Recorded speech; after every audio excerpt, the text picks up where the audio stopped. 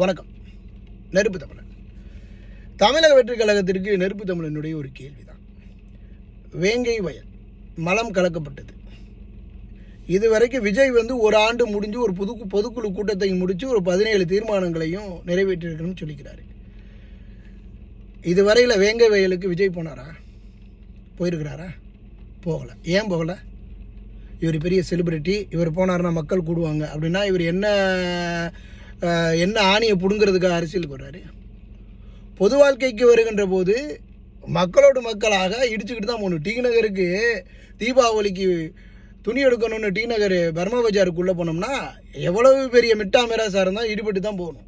அதுபோல் அரசியலுக்கு வந்தால் இதையெல்லாம் நீ சந்திக்க தயாரில்லைன்னா நீ எதுக்கு அரசியலுக்கு வர்ற? வேங்கை வயலுக்கு போனாரா? சரி, இந்த ஆதவர்ஜுனா இவ்வளோ பேசுகிறாருல்ல, ஆதவர்ஜுனா இது வேங்கை வயலுக்கு இது வரைக்கும் போயிருக்கிறாரா? போய் எதுவும் பார்வையிட்டிருக்கிறாரா? போராட்டம் நடத்தியிருக்கிறாரா?